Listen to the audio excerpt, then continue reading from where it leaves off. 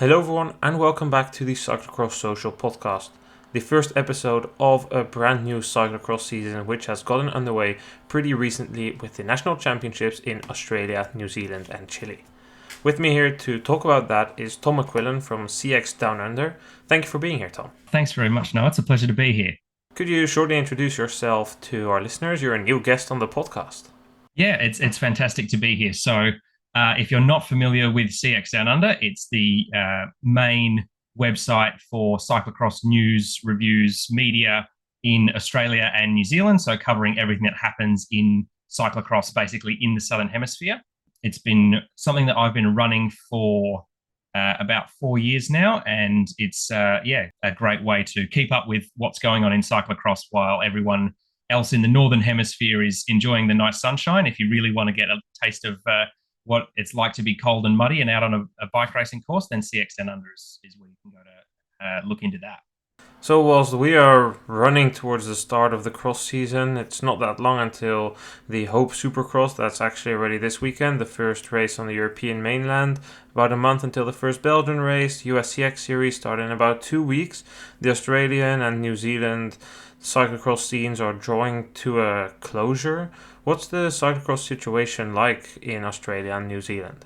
Well, a standard cyclocross season in Australia and New Zealand normally starts in late April or early May. That's when you'll see the first rounds of the Australian National Cyclocross Series. So in Australia, we have a National Cyclocross Series where there are 4 race weekends over the Australian cyclocross season, which normally runs from May to August. In New Zealand, there's not a national series. There's lots of local clubs, especially there's 2 big ones, Southern Cross CX, which are based in Christchurch, and Hutt Cross, which is based just north of Wellington. But aside from that, in New Zealand, it's more sporadic. It's more club racing. So there'll be little club scenes, and then occasionally there will be a few bigger events. And obviously the National Championships is the biggest event for both countries, which was held a couple of weekends ago. What would you say the courses are like in Australia, maybe to a lesser extent New Zealand, because it seems to be a bit more low-level racing compared to those that you see on the Belgian and European broadcasts? Well, as you can probably imagine, in Australia in particular, there's not a lot of snow. There's this season in particular, Australian domestic cross racing has actually been quite warm and sunny. Temperatures normally about 20 degrees. That's been out of the ordinary. Normally, it's sort of 10 to 15 degrees Celsius, raining and muddy. Courses don't tend to be as technical as you'll often see some of the professionals take on in Europe, because Australian and New Zealand cross is very much like cross in the US and Canada, where most of the spectators are primarily participants. So there'll be age group racers or kids who have raced earlier in the day who'll then watch the elites later on. So the courses have to be made for everyone to be able to participate. So you won't see any crazy gnarly features in those courses in the same way that you would for European cross. But it's a really fantastic scene in terms of the passion of the people who take part in it. That leans more to the American model, where a lot of the people who are around the race are either spectators, well, not really the spectators are the racers. I guess that's more the point that I wanted to make.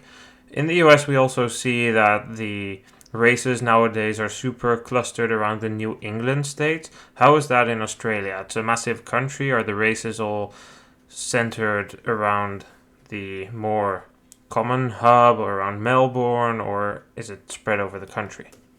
There are scenes in every Australian state and territory except the Northern Territory. So there are local club races in all the other states in Australia. Traditionally, cyclocross in Australia is a sport that's maybe 15 years old at the very oldest. We had our 10th UCI recognised national championships this year. The heartland of the sport in Australia has typically been in Victoria, so in the southeast of the mainland of the country. So Melbourne has been where the sport really initially started. It's since grown, and there are now pretty prominent scenes in Adelaide. So if you imagine Australia as sort of the big blob, Adelaide is sort of at the bottom in the centre.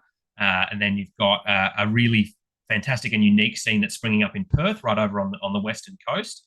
And you also have smaller scenes in Queensland, in the northeast of the country. The main thing, I suppose, about Australian cross is that it is primarily in cities around Australia. It's more of an urban pursuit.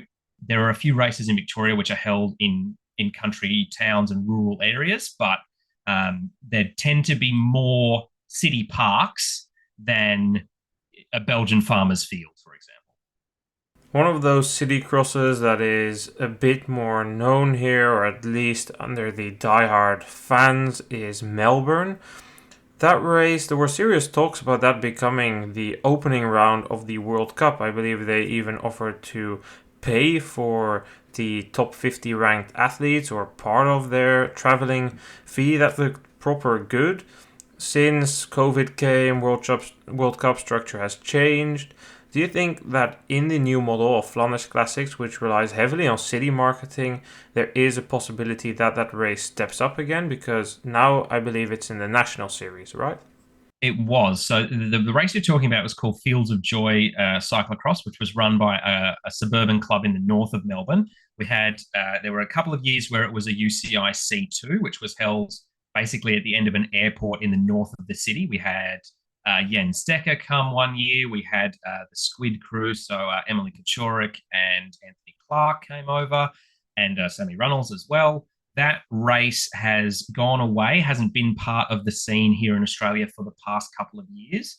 That's more of a local politics issue between the organisers of that race and the local cycling body here in Australia.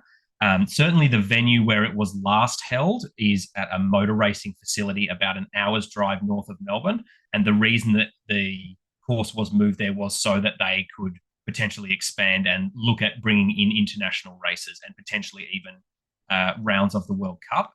That would be obviously fantastic for the sport here in Australia.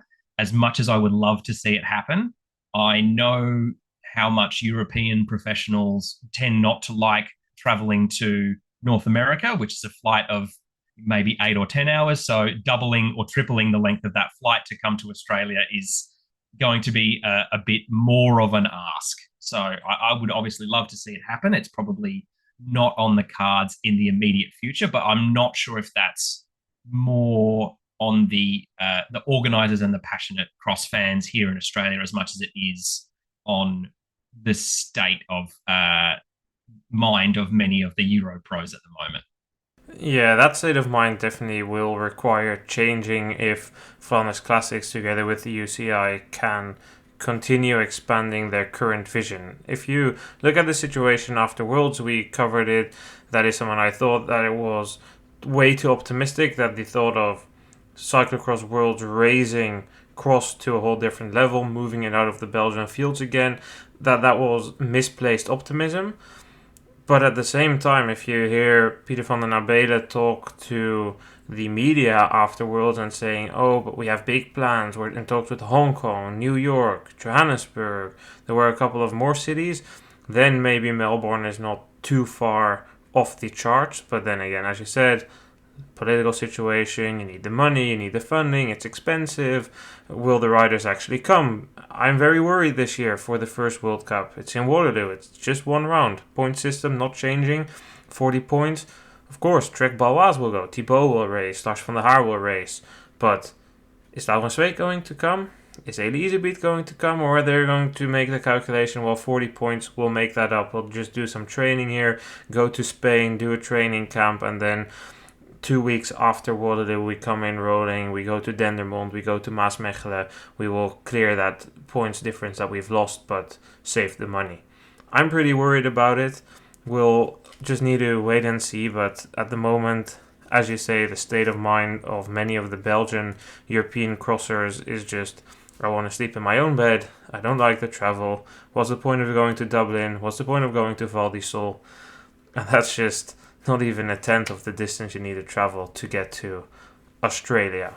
Yeah, that's right. And you mentioned Dublin in there, and we'll talk a little bit later about the Australian National Championships, which in terms of comparing it to a recent course in UCI history, Dublin is probably the one I would most compare it to. So fairly grassy, fairly muddy, but it's going to be hard to convince European pros to make that big trip all the way to Australia when it will still be a cross race when they get here. It will probably, if it were to be a round of the World Cup, it would be the only one. There's not really a second organizer that would probably step up, at least not that I'm aware. And it would be a long way to come for a single race for the top names in the sport, especially when the actual riding itself doesn't offer or is unlikely to offer anything spectacularly unique. Australia obviously has great sand beaches, but you can go to Benidorm for that, as the World Cup did last year. There are plenty of places where it does snow in certain parts of Australia, but you can go to Val di Sole for that. So yeah, I think it would be a fairly tall ask, but obviously, as a very biased Australian cross fan and blogger, I would love to see it happen. I think it would require a different mindset from the UCI as well. If you're going to put in flyaway races, you need to make them a double header, and that doesn't need to be two different races. You can race on Saturday and Sunday. I don't know, invent something for these flyaway races. Do a shorter race for half the points or something on the Saturday, or just do 2 days back-to-back racing and reverse the direction of the course like they do in the US. The only way I could see it link up with another event is if the Chinese races come back in Qingshen. Regardless of the questions, do we want to go to China in the first place with the entire political situation there? These races would need to come back in the first place. I know they had the ambition when the new World Cup plans first got announced. Then COVID came. Since then, radio silence from their end. So it seems like a far stretch. But let's go back to the National Championship. You said the course was a bit like Dublin. Let's talk us through the Australian Nationals. What happened there? What was the course like? Weather conditions, race situation?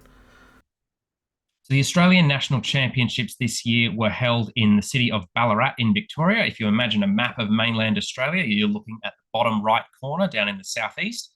Ballarat's also the city that hosts the Australian Road National Championships every January. In winter, it's famously a very cold city. So while most Australian cyclocross racing this year has been taking place in relatively warm conditions, sunny, 20 degrees Celsius, this was classic cyclocross weather. It was cold, it was rainy, it was windy, it was about 5 degrees for most of the racing earlier in the day when the kids and the age group racing was taking place. So really muddy, sloppy cross. If you want an analog to cyclocross racing that's televised, obviously the Australian National Championships are not televised, then think of Dublin or possibly Dendermonde. So a fairly flat, grassy suburban park.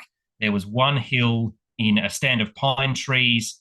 That's probably similar to a mini version of the last couple of minutes of the circuit at Zolder.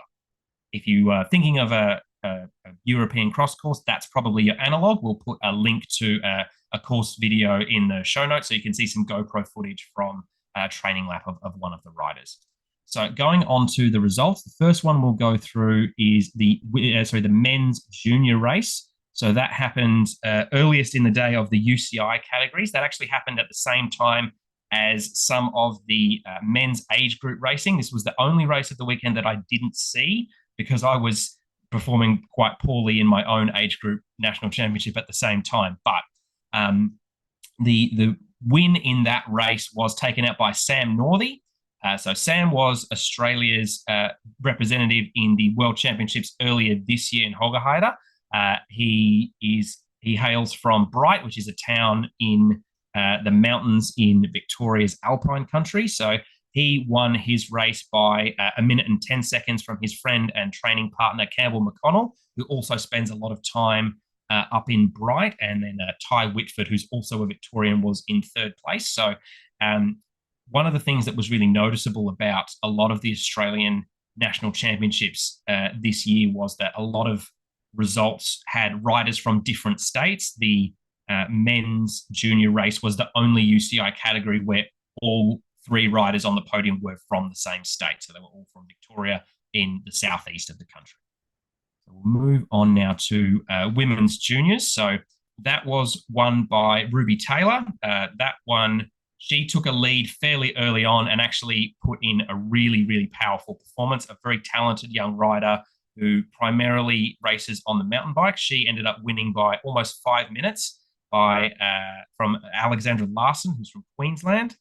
She was in second place, and then Maddie Wasserback from South Australia was in third. So very, very strong performance from Ruby Taylor. I actually had the pleasure of racing Ruby in a mixed gender gravel race about a year and a half ago, where she got to the finish, and her main complaint was that all of the Masters men were slowing her down on the gravel descents when she wanted to rip ahead and put some time into everyone. And then all of us slow Masters men were in the way. So a rider with great handling skills, and I think quite a bright future. We'll move on now to the men's under 23 race. So that was won going away quite convincingly by Tristan Nash. Again, another rider with European racing experience.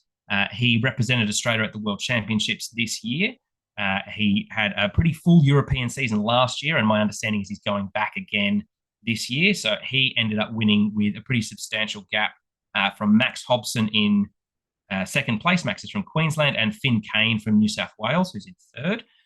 Both Max and Finn were part of the Australian national champion, the Australian national development team's trip, which took a group of riders to Japan at the end of last year. So they have a little bit of racing experience internationally, which they were able to use to finish second and third on the day. The women's under 23 race was surprisingly close, actually. From where I was standing, I was commentating on the race. So Sophie Sutton, who ended up winning the race, had a lead fairly early on, but she was actually being pursued closer than I think many realised at the time by Ruby Dobson. Ruby's the current junior women's XCO national champion, and she was the junior women's cross national champion last year. She ended up 44 seconds behind, and then third place was fought quite hard between Zoe Davison from Western Australia and Anouk Simpson from South Australia. So both Zoe Davison and Anouk, despite racing in women's under 23, are actually the elite state champions for their respective states. Zoe ended up finishing in third place, and Anouk was fourth. We'll now move on to women's elite. This was quite a surprise in terms of the result. A lot of the talk going into the race had been that it would be a battle between the reigning national champion, Rebecca Locke, who was also the national champion in 2016. Her competition was expected to be Miranda Griffiths. So Miranda's a rider who's actually from Ballarat, where the championships were being held. Between the two of them, they had split every round of the Australian National Series this year. It was really looking like it would be a head-to-head battle between the two of them. That's certainly how it looked in the early stages of the race as they headed out on their first lap. By the time they came back, it was actually Catherine Hosking, a relatively unknown rider, only taking part in her fifth cross race ever, who had stolen a march early on. She built a lead that approached 50 seconds after the first couple of laps, until she gradually started losing time to Griffiths, and then the combination of Locke and Peter Mullins, who were chasing behind in third. So both Rebecca Locke and Peter Mullins, two-time Australian national champions in the past. But it became clear after about 20 minutes that the battle for the green and gold jersey in 2023 would be between Hosking and Griffiths. Griffiths was able to peg back Catherine Hosking gradually over the remaining laps of the race, couldn't quite get it done in the end. So Catherine Hosking was a surprise winner, a huge boil over, honestly, in the Australian National Cyclocross Championships. She was probably the most surprised of anyone as she crossed the line. She was in utter disbelief. She's a rider who had performed very well on the mountain bike this year. She's primarily an XCO rider. She won the overall XCO National Series for Australia earlier this year, only taking part in her fifth cross race ever and only her third at the national level. She'd never finished higher than third in any of the races that she'd participated in previously, and she'd finished behind Miranda Griffiths and Beck Locke every time she'd raced both of them beforehand, but turned up on the day in Ballarat, loved the muddy conditions, powered away to an early gap and was able to hold on and win the national title. The men's elite race was perhaps the most entertaining of the weekend in terms of a seesawing battle between the riders who were taking part. So the reigning national champion was Tom Chapman. He is renowned as being quite a fast starter. He got out very early on, but he had a crash on lap one. So it quickly came down to a group of three riders who were able to pass him and go into the lead of the race. So they were the teammates for Matt Sixpence CX, Chris Aitken and Gary Milburn. So that's probably the biggest cross team in Australia. So those two were working together with Nick Smith from a team called Duke Flanders. So between Chris Aitken, Nick Smith and Gary Milburn, there's, I believe, 12 World Championship representations for Australia. So they've got a whole lot of racing experience in Europe, and they certainly weren't fazed by the muddy conditions. Chris Aitken actually slid out on a corner at one point, which put Nick Smith in the lead of the race alone at the halfway point. His gap was probably 15 seconds at the largest point. He was gradually reeled back by Chris Aitken, who eventually passed him and was able to take the win. Nick Smith finished 21 seconds behind, and his Aitken's teammate, Gary Milburn, rounded out the podium in third place. We have a couple of pictures up on our Instagram page for those who want to have a bit of a visual expression. We'll link the onboard lap in the podcast description as well. So I've heard you talk a bit about the benefit of trips to Japan and stuff for these riders. Do you think that it would benefit the region? So this is beyond Australia and New Zealand, but let's also include Japan and just the Pacific Asian region, if there would be a continental championship combining Oceania and Asia together? Well, I know that there has been some talk, probably not super serious, between Australia and New Zealand of hosting a combined oceanic cyclocross championships. That's certainly the case in other disciplines. There are Oceania champions in road and mountain biking and a lot of other disciplines. Cross is the one that's not represented at the moment. Would love to see that happen, but realistically, the scenes in both countries are fairly small, and given that there's not a lot of money in cyclocross to begin with, especially as a non-Olympic cycling sport, I think it would be fantastic for the development of the sport of cyclocross if that were to happen. I'm not sure how likely that would be. The things that have really benefited cross riders in Australia over the past few years have been opportunities to race internationally. And the problem with being in Australia is, unfortunately, we're a fair way away from anything else. So the closest UCI races outside of Australia have been happening in China and Japan, both of which are an equivalent flight length as Belgium to Waterloo, for example. So even the close races aren't exactly that close. And at the moment, I think that New Zealand is quite happy with the level of club racing that's going on at the moment. I haven't talked to any of the race organisers over there recently about this, but I suspect the scene is probably still growing. It's growing at the moment, but not quite fast enough that the time, the effort, and the expense of a UCI C2 race or race weekend is probably justifiable in terms of budget and time and effort at the moment. Then on to the national championships of New Zealand. How were those? I mean, New Zealand, bit of a smaller presence in the European scene, although I do know that Koen Nicol raced here last year as a junior, and so he did pretty well in the elite race right away. He certainly did. So the New Zealand National Championships this year were held at a go-karting track just outside Christchurch called Kart Sport Canterbury, so the same location as last year. The main talking points for the New Zealand National Championships coming in were that neither of the reigning national champions were defending their title. So last year's men's national champion, Jacob Turner, was competing in mountain biking in Europe, and the women's national champion, Amy Hollenby, was competing at the Masters Road World Championships in Glasgow. and also supporting her son Noah, who was taking part in the junior men's race in Glasgow as well. So both elite crowns were up for grabs coming into this year's New Zealand National Championships. So quite a varied field. Both the men's and women's races in New Zealand were actually bigger fields than were in Australia. So there were 13 who took the start in the men's race in New Zealand and 10 for the women, compared to, I think, in Australia we had 10 men and maybe 8 women. So great to see that so many people were willing to give the Elite National Championship a go in NZ. We'll start with the Elite Women's race in New Zealand. So that was won by Josie Wilcox, who's a mountain biker of some renown. So she won by 1:17 from Charlotte Lucas, who was, I think, second at the championships last year. So had the same results 2 years in a row.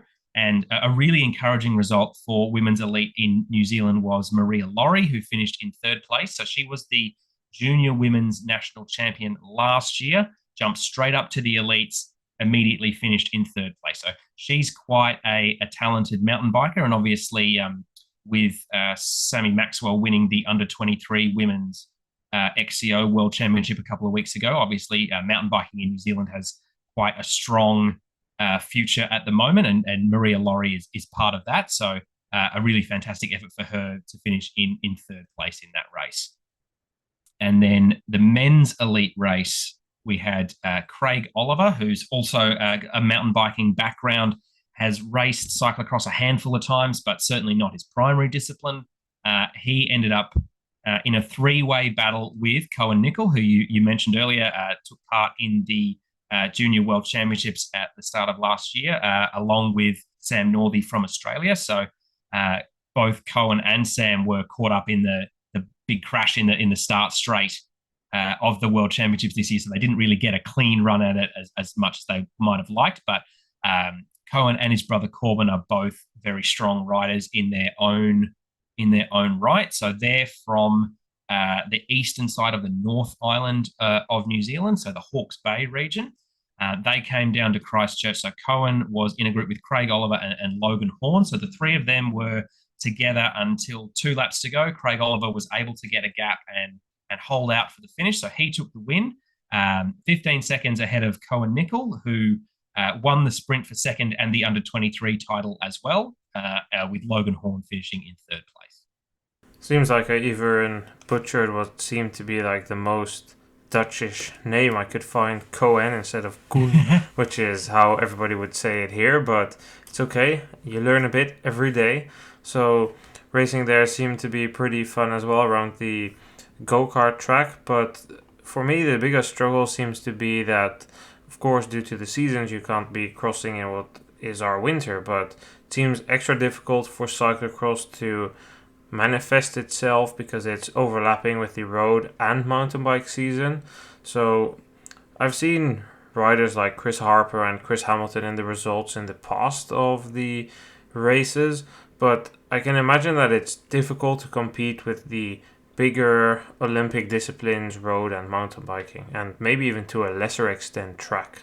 Yeah, I would say that is generally true in Australia. If you were to look through the results of club races in the past in Australia, if you go back far enough, you'll see some very familiar names. So Chris Hamilton is, I believe, a former junior national champion.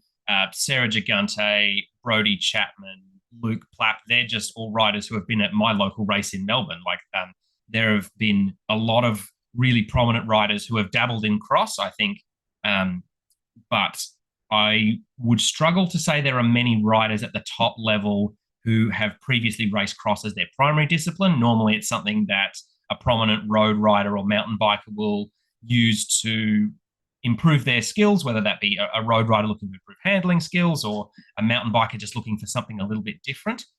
Probably the one exception to that is Adam Blažević, who's a cross rider from a very, very young age who's now performing quite well in the UCI Gravel World Series. He's been doing really well in that series of events, including winning a couple of races here in Australia. But I would certainly agree it's hard for a couple of reasons for riders to really specialize in cross in Australia. Obviously, if you've got the engine to compete against the very best, whether that's in Europe or North America, you are probably more likely to be driven to the more lucrative Olympic disciplines, road, track, or mountain biking, probably road and mountain biking more commonly. And occasionally you do get to see an Australian or a New Zealander who will take up some cross riding in their spare time. So, Sam Gaze will occasionally get on the cross bike in his off season. Heinrich Hausler had a good stretch a couple of years ago where he was racing fairly consistently in Europe, but there aren't all that many racers in Australia who really specialize in cross, and New Zealand as well. And those who really love their cyclocross, I think, are more likely to make the trip over to compete in Europe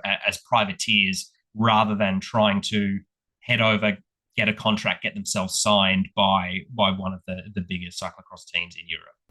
And that's part of a bigger sentiment which is also held against Canadian and American riders. There's this thought of like general issues, like a very common anecdote is that teams have the feeling with Americans, oh, they receive a text from their girlfriend or boyfriend on Saturday that there's some issue in the relationship and they're crying on the plane home on Monday, and that they don't want to be involved with all of that, which seems very fussy to me because I'm sure that personal situations have issues on Belgian riders as well. But from a more financial aspect, most of the time you will just see that Powell, Sousa, Bingle, they're not going to be selling more sauces because an Australian or even a Brit is doing well on their team. They will sell more sauces in Belgium because Eli Iserbyt or Michael van Toerenhout is doing well. People will hear more about the name then, which is also why it's great to see the Holmgren sisters signed to Lidl Trek now. I'm interested to see on what cross team they will ride. The Trek Factory CX team makes the most sense to me at the moment. They would be training with the Baloise Lions for a bit throughout the season, and it's great to see them get proper support in the multidisciplinary approach, which I believe in because it helps you, it makes you stronger. Like cyclocross is good to build full body resistance. There's a study that came out earlier this year that a lot of cyclists have weak bones. Cross is more demanding than road cycling. You need to do your core more often. You need to be running. You need to be shouldering your bike. It helps you build full body strength, and that is a way to do it through cross. I mean, Hauster himself, when we spoke to him, said it helped him regain his explosiveness for the road racing. He said, when I raced Paris-Roubaix 2020, it was crazy. In the rain, it was mad. We were going, that was 2021, but still, it was crazy. He said, out of every corner, I could definitely feel on those cobbles, like, not as much. He said, well, the technical aspect helped me a little bit, but especially just getting the power out back, that really helped me. And it showed in his results. Ever since he started doing cross, he surged. He had this late career surge. I'm sure there's probably other factors going in there as well, but Hauster himself seemed pretty convinced that cross played a role in that, which is why it's fun to see him do that, and I hope more teams will be supporting that in the future. No, absolutely, I agree, and I think the rise of multidisciplinary stars, especially from really young ages, your Thibaut Nices, your Tom Pidcocks, even the Holmgren sisters from Canada, as you mentioned, I think is a really fantastic way to get young, talented riders to try all disciplines of cycling, not just to improve their skill sets, but to, in an indirect way, raise the profile of sports. Because if you become a fan of an Ava Holmgren or a Tom Pidcock and you like what they do in your favorite discipline of cycling, whether that's XCO mountain biking or on the road or on the cross course, then you see that, oh yes, they're trying this new discipline. They're going and entering an XCO mountain bike race. And let's say all of a sudden you're watching an XCO World Cup, or you're tuning into an exact cross race in the first half of the season that is normally buried right at the bottom of your GCN feed or something like that. And those names you mentioned are just the big guns, and people might know that Sagan did mountain biking and cross, or Alaphilippe, but if you go spinning through the youth results, you will see that riders like Singeldam, Danny van Poppel, Boy van Poppel, these are not the biggest names and not most known, but they were all cross riders. Even Andre Greipel did cross, raced worlds when he was a U23 or a junior. Many riders do it in their youth, and it would be great to see them continue, or even if it's just what Kwiatkowski does. He always races a handful of local races in Poland, just getting the community out, giving back, inspiring children to get on bikes. And at the end of the day, for me, it doesn't matter if they decide to do cross, road, or everything together. As long as you inspire people to ride bikes, I think you're doing a good job as a pro, and just having the leading example of creating a more active society. Actually, the two outgoing Australian national champions have been really good examples of that. So, our two previous elite national champions were Rebecca Locke, who also won the title in 2016, and Tom Chapman. So, Beck Locke made a noticeable point when she won the national championship jersey for a second time to go to as many races around Australia as she possibly could, show off the national colours, get people involved, because they might not know that, oh, yes, this is Rebecca Locke, this is her history in cross racing, blah, blah, blah. But they can recognize, oh, that's a national champions jersey. This person must be a pretty big deal. And Tom Chapman has a fairly similar story. So even though he didn't race as much in the Australian scene this year, what he did do was coach a large series of local juniors in his hometown. So there was a whole squad of young, talented kids who showed up at the national championships and performed fantastically well because they've got a national champion in their corner taking them out for training rides every other week. Yeah, it's great to see. I was in the US at the Eurocross Academy camp. You saw riders giving back there. I was at the Montana camp. Really Nuss, the Pan American champion, was there to give back. Lizzie Gonzalez was there. Alex House was there to complete the circle. He was there in the European racing block in like 2006 or something. He retired and he came back to coach the children. Clara Honsinger has done coaching sessions at those camps. There's been coaching sessions by Curtis White. That's all very nice initiatives, just like I love to see Thibaut going to the Sven Nys Academy. Lars van der Haar gave me a clinic when I was a child. I've also been to a clinic of Marianne Vos. Those are riders that children look up to, and it's great for them to just have some sort of interaction with them, and especially the one Marianne Vos set up. It's a lifelong memory for me. I mean, I go to a place in Den Bosch where they used to organize a C2 race, and Marianne Vos was there, Daphne van der Brand was there, two of the greatest cyclocross races of all time. Sabrina Stulgens was there. There were a couple of other coaches who all did coaching sessions in a circuit, and it learned me a lot. It was a lot of fun. What more can you wish for as a kid? Not that much. Yeah, certainly. So to conclude this podcast then, the national championships in Chile also took place. They were a bit more in the south of the country compared to last year when I think they were in Santiago. You speak a word or two of Spanish more than I do, so I am going to let you run us through that race as well. Yeah, no problem. So the national championships for Chile were held on the same day as the Australian and New Zealand national championships, so the 19th of August. Obviously, they were held a little bit later on because of the time zone differences between Australia, New Zealand, and Chile. I'm actually traveling to Chile in about 3 weeks, and you can board a flight in Australia, fly 15 hours, and get out on the other end 5 minutes after you took off because of the way that the time zones work. So it was the national championships in Chile were held in the city of Temuco, which is about 300 or 400 kilometers south of Santiago. So the men's elite race was won by Patricio Campbell Vilches. So he won his race by 6 seconds over Sebastian Roman Racos, with Rene Munoz Perez in third. The women's elite race looks like there were only two competitors in that one. So that was won by Daniela Eugenia Rojas Meneses, and in second place was Nicole Ituria Godoy. So quite a a small field for both the men's and women's elite races in Chile. But I saw the gallery that you posted on the Cyclocross Social Instagram a couple of days ago, and the course looked like it was fantastic fun. So there were mud puddles, there were sections on a BMX track. It looked like it would have been absolutely fantastic fun to race. The weather there was atrocious. Red puddles of water, muddy, proper cross. It looked fun indeed, and it had a bit of the Zolder vibes there as well, with a forest section with very tall trees. Certainly it looked like a fun venue to race and ride. And I will keep saying it for as long as the UCI doesn't. If you want to expand the World Cup, don't look at obscure countries like South Africa, where there's literally no cyclocross scene, not even at a local level. Look at South America. Cycling is popular.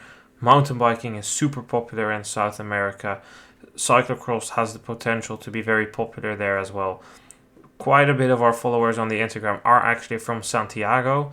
I think like over 1% of our followers are from Santiago. Like, you can put up a proper event there, so I just hope that the UCI, instead of going to Hong Kong and South Africa, they will first try countries like Japan, Australia, Chile, with an established scene, and try to grow from there. Mexico would also be great. I think there's some potential there, although it would probably be a bit of a faster cross, but there's nothing wrong with that. I mean, we go to Benidorm, and that is a fast cross as well.